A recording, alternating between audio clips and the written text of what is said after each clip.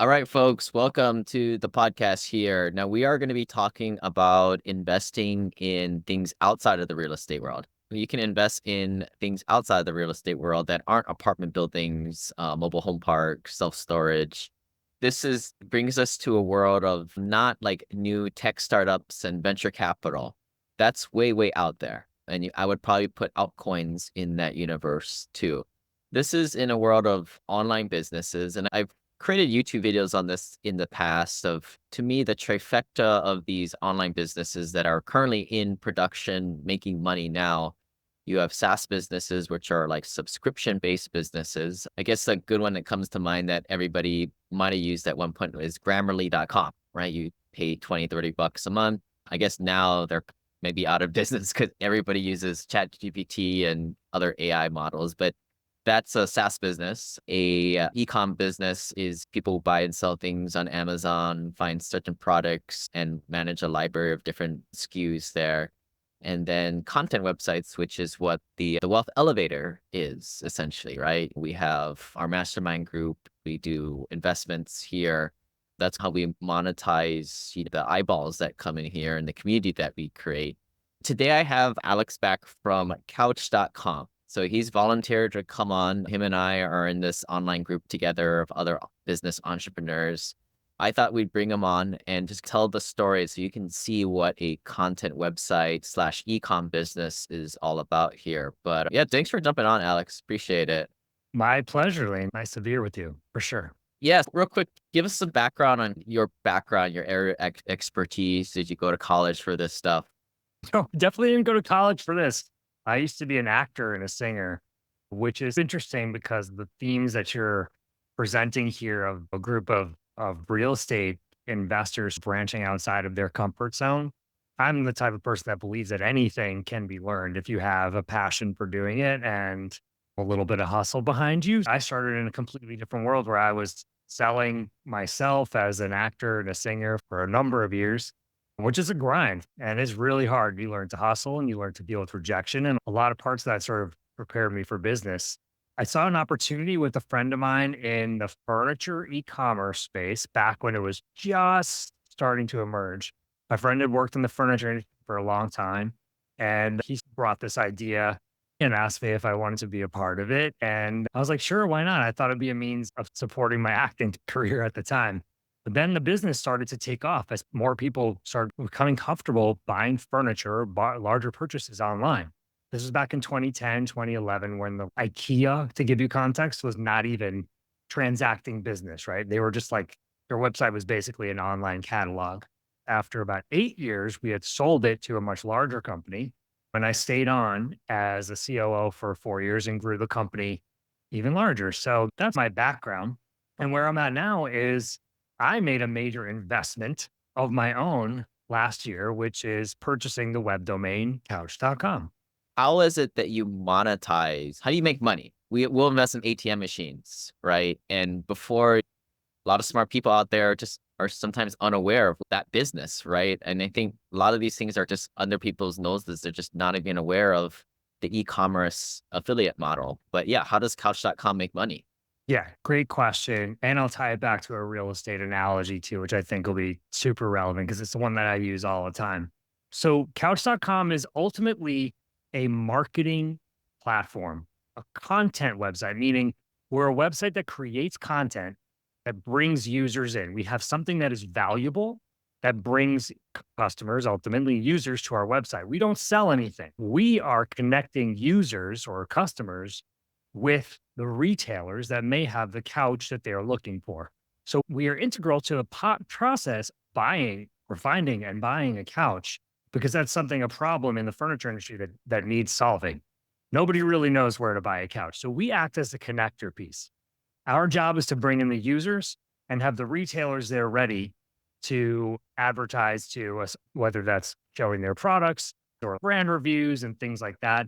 This is the type of content that people want. The way we make money is when we send users to those retailers when they buy something, we either make a commission based on what they buy or some sort of performance marketing incentive, like a cost per click fee that we will collect sending a user to that retailer. And then the final way is that we will have these performance publishing packages where we'll write a number of different articles, or I'll do a founder interview with their founder just to get some great content out there about their brand. If a customer is searching for, let's say, Ashley Furniture, and I have a great video with me in an Ashley Furniture store showing me enjoying all the furniture and talking to the people who work there, that's the type of thing that's going to help them sell couches and that's valuable to them. So those are some of the ways that we monetize. So different income streams here. And I think another theme is multiple streams of income. We all heard that.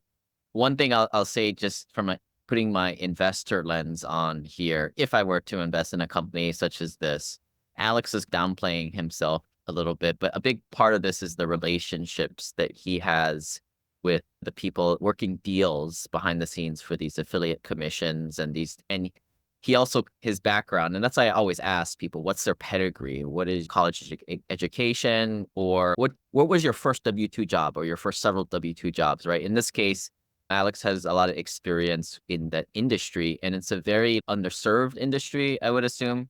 Who does this? Who buys a website, couch.com, and builds an influence and a brand that attracts eyeballs? People who seek out problems. You want to look for things that are less competitive to do, right? Like building microchips for cell phones. That's got to be the most cutthroat type of microchip you want to be getting to. I wouldn't Totally. recommend doing that, right?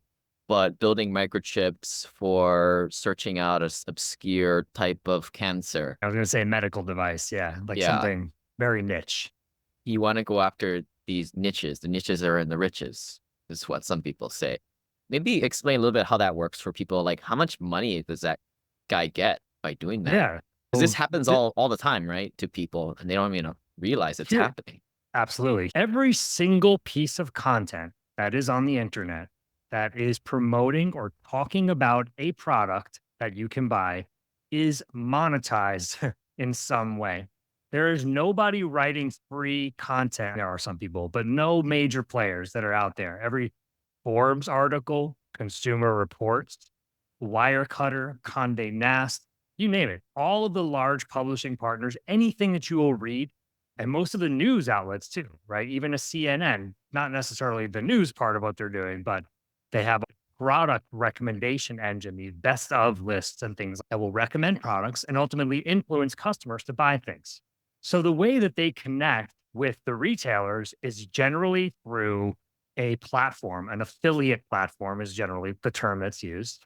That is a software based platform that connects a retailer with an influencer or a publisher, in this case, what couch.com is, and also tracks the customer's journey so that they can tell we have agreed to track the customer with the same pixels as they go through this journey. So let's say you were coming to couch.com to research couches. You were influenced by something we said. You clicked on a link to go to a couch retailer like Ashley Furniture and you buy something. This affiliate platform knows that you've done all of those things.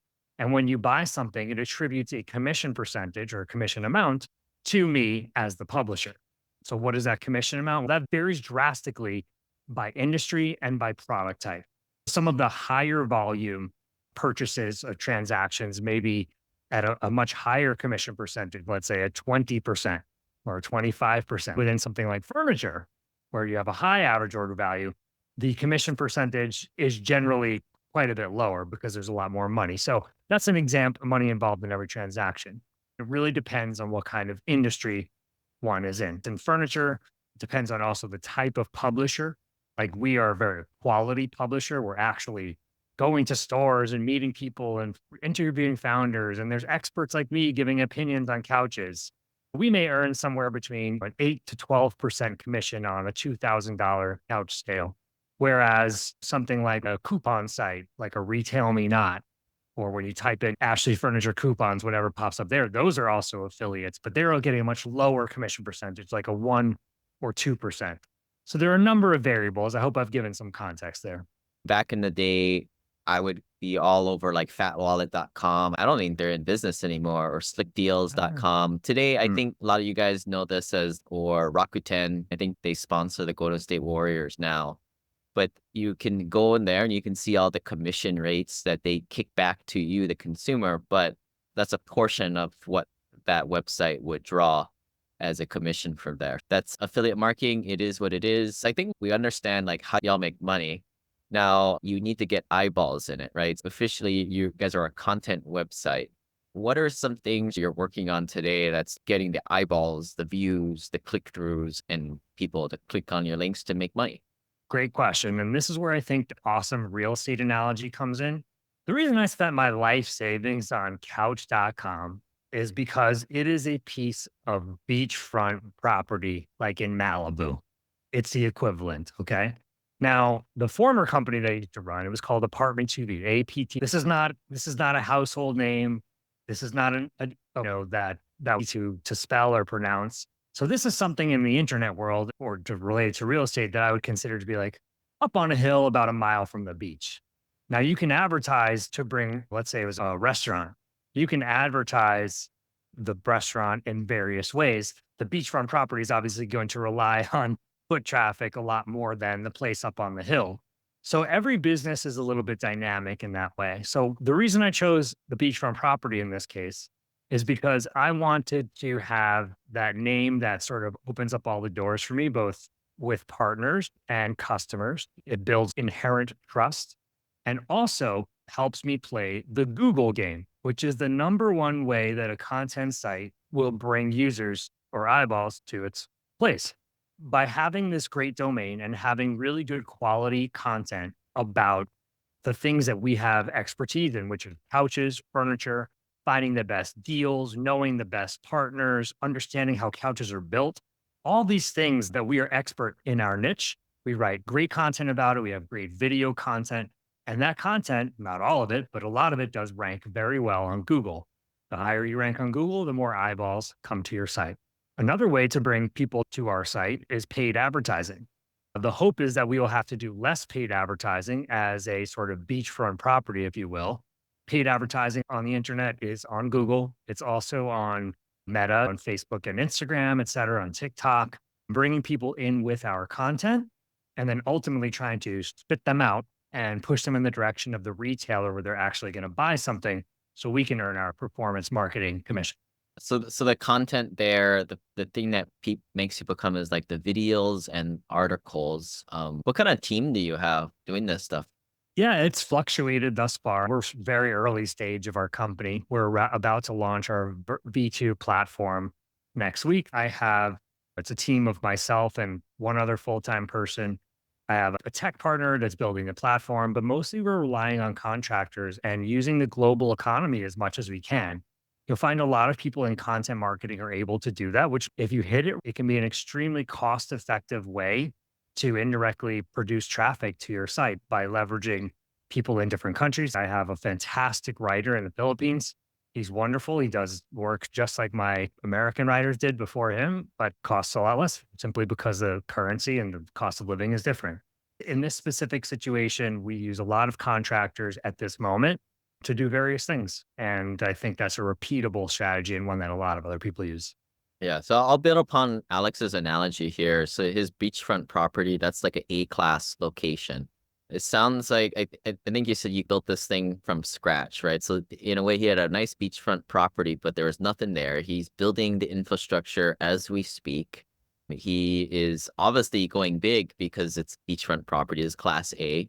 He's just this is what we call value add, right? No different than putting new flooring, appliances, paint job, or building $200,000 apartment complexes per unit by scratch, right?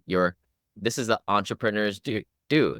They spend money to pay people in the Philippines or handyman to build a asset, and they hope that it's going to sell for more. In both cases, there's good conviction that stuff will work, but the market should reward you with an outsized return to compensate you for your time, risk, and what you created there. The nice thing about people like cash flow, operating businesses like this are nice because it's not, maybe we can talk about the exit at the end, but this is a month by month thing. You make more eyeballs on the website, you sell more clicks, and every month that goes along, you keep plugging away. Alex, are you willing to share just rough numbers? What'd you buy the land for? And then how much value add did you do? Or how are things broken down there? Yeah, I'm happy. I can't share too much specifics, but I'll give you a sense. I bought the domain for multiple six figures.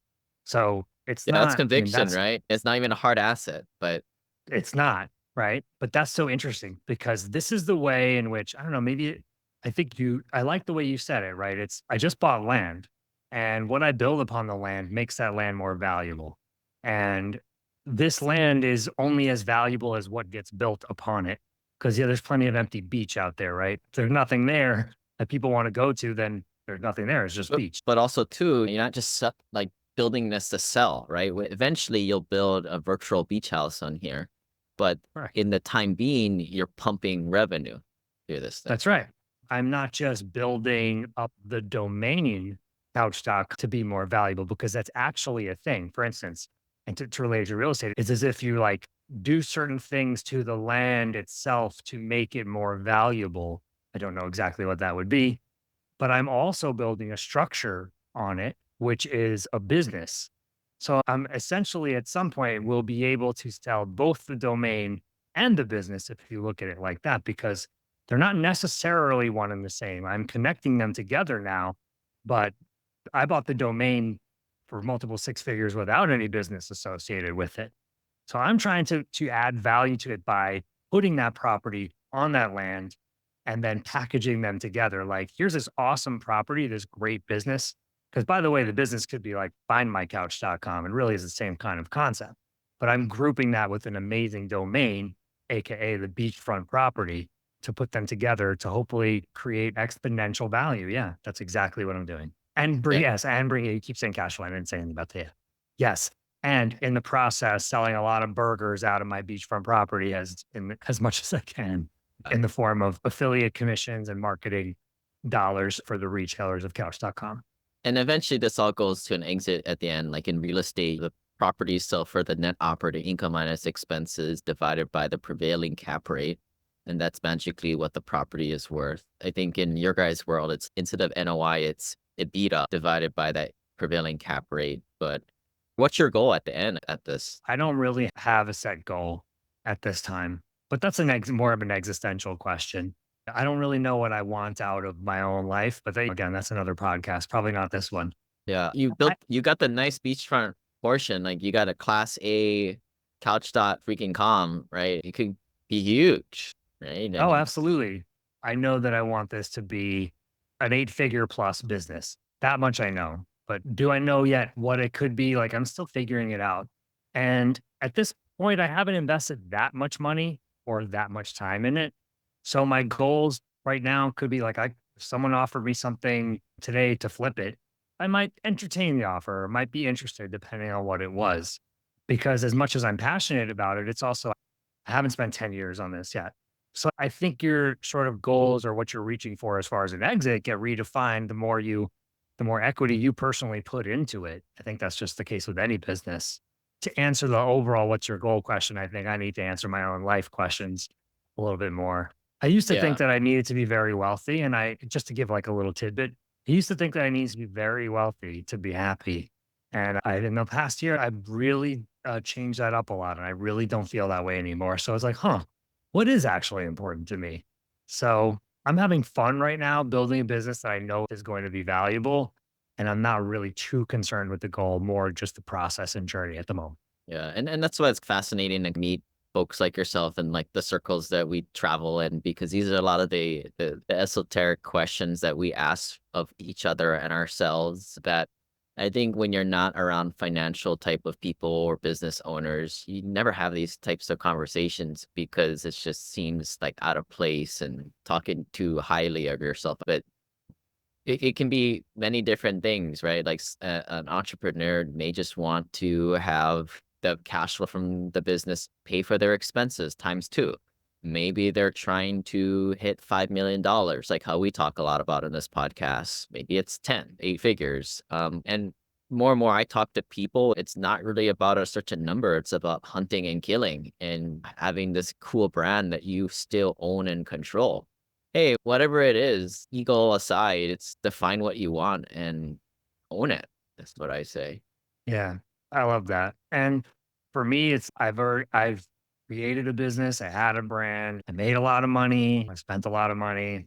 I've experienced a lot already of all those things. So this time around, I'm really trying to dig deeper about what's important to me and not just put blinders on and set a number. I'm really trying to take a more holistic approach. I have a pretty decent idea of what I'm looking for out of this. But again, like I said, I'm having fun along the way. And I think that's really important too. And I think it shines through because whenever I talk to someone or pitch this business, like we have fun. It's a good conversation and I get people excited because I'm excited about it because I'm excited about life right now, not just trying to hit a number. And it goes to hang out with folks like yourself. We did a podcast on this a while ago with Ken Honda. Where it was a little bit more touchy feely podcast where we talked about money goes and comes, and you need to be free of it, and it's a cycle. Some people they hoard money and they don't want to invest or do anything with it. And I get it. If you're just working your job and you have X paycheck, I get it. It's even harder money to come by. But when you start to see folks like Alex, I just blew a bunch of money on this domain name and I paid some money to this dude to make YouTube videos and like this and that. And I have no returns for it yet. But you just have faith that you're creating value and it's just the money flows, right? I think it's refreshing when you do see these things, which is why I think we'll try and do more podcasts, bringing you guys inside different businesses. But it's essentially at the end of the day, wealth comes to those people who create value. Alex is creating value in his virtual business, no different than a handyman makes a house. I think people get lost in the whole buy low, sell high, right? You're just getting lucky. Yeah, obviously everybody would like to do that if you had a crystal ball, but if you don't add value to anything, you don't make things better than when you found it, then the universe doesn't reward you with money and wealth at the end of the day. So true. But any other last, I guess, maybe tidbits or technical things you think maybe folks would find useful, Alex? Or I just think there's a lot of opportunity in the affiliate marketing space. So if anybody that's listening and just started getting some ideas or that felt the tickle in the back of their throat or whatever when I was talking through some of those things, it's relatable to a lot of different industries, just connecting buyers with the places that they will buy them. It's an old school concept. It's salesmanship at the end of the day. And if you're good at selling one thing, you're probably good at selling another thing. There's just tons of opportunity because there's a lot of emerging technology surrounding this that is making it easier to track these types of things. There's a lot of opportunity in the affiliate marketing space. And if there's something that you feel that you can add value to, think about ways that you might be able to monetize that. What are you an expert in? Even as a side hustle, you might be able to figure it out. Like, for instance, there was a logistics company that I've worked with for on and off for the last decade. And when I left my last company, I was like, hey, maybe I'll help you guys get some leads and some connections. Well, we're happy to get that. We'll incentivize you. Great. So we have a partnership now. And it's just me talking to people and what I would have done anyway. It's just thinking a little bit more outside the box. How can you use your own personal value and experience to create more wealth or to create an income stream that you didn't have before? and it always helps to follow the trends. I think I'm gonna create a place on the website with like general long-term trends. And I think the wave that this is going on is like generally people have a distrust in media, the big media outlets like to put I think back in the day you would do like a paid ad on like TV. Nobody really watches TV, or at least the Gen Zs and the millennials don't, right? It's all podcasts, it's all influencers, it's all people. What do they do with customer intent journey when they go buy a couch? They're going to go and look up some information, content marketing. And that's where this world is going. And that's the long term trend. There's all the risk out there and things that you never know what's going to happen. But if you know the big trends and you position yourself the right way and just diversify and you'll probably be all right at the end of the day. Love it. But with that, thanks, Alex. Everybody head to couch.com and read every single word on that website and click on every single link and maybe buy a couch too. But And if anybody would like to reach out to me or chat, I'm a very communicative person. My email is alex@couch.com. Pretty simple. So anytime.